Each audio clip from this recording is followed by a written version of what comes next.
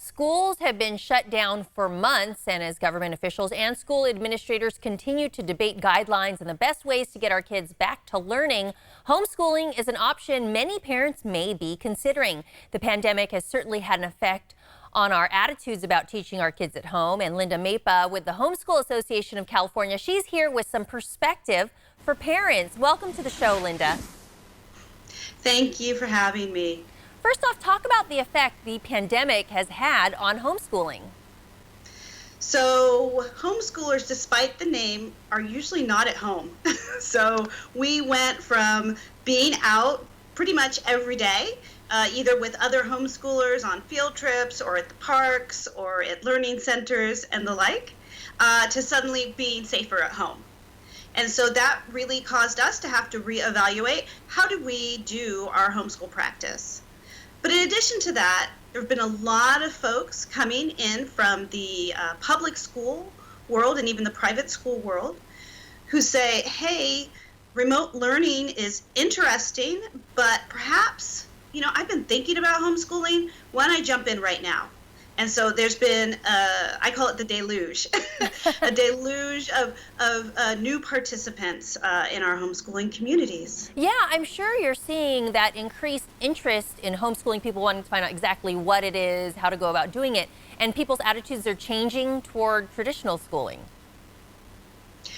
Yeah, I can't say that much as to how much they're changing with regard to traditional schooling. I do know that many parents, there's been a number of surveys out, 83%, I believe in one survey I saw, of parents are expecting some kind of response from their school. And in fact, are making decisions. 61% are making decisions as to whether they'll stay at that school if their needs aren't met with regard to safety. And what does it take to successfully homeschool? What should parents be thinking about if they're interested, if they're thinking, hey, this might be the option for my family?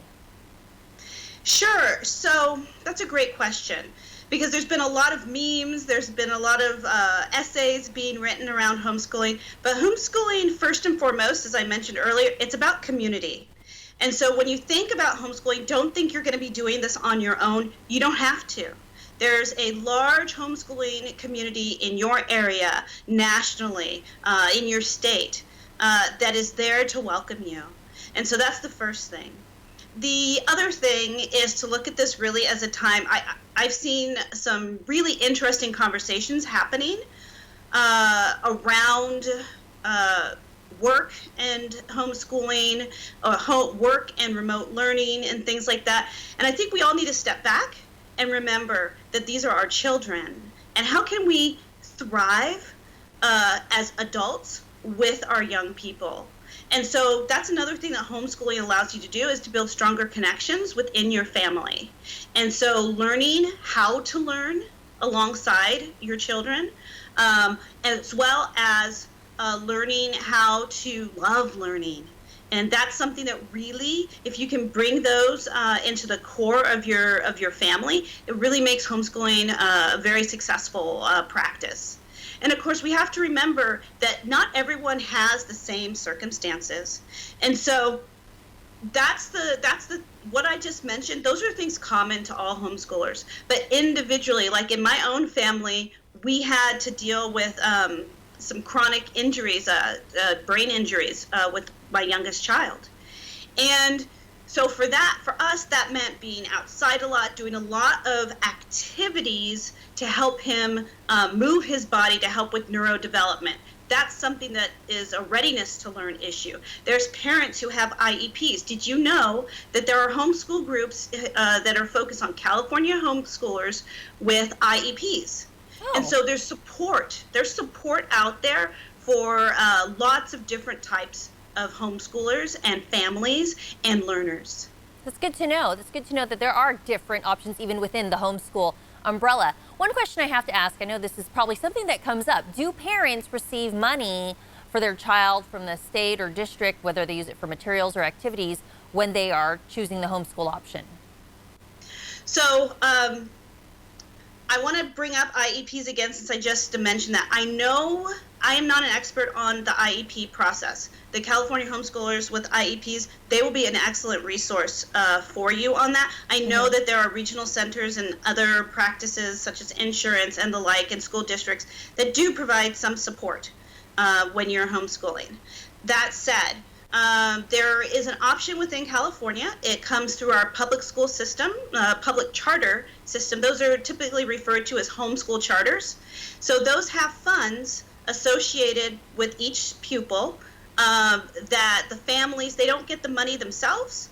What they receive is a budget that they can pay towards approved vendors for services, whether that's materials or curriculum, what have you.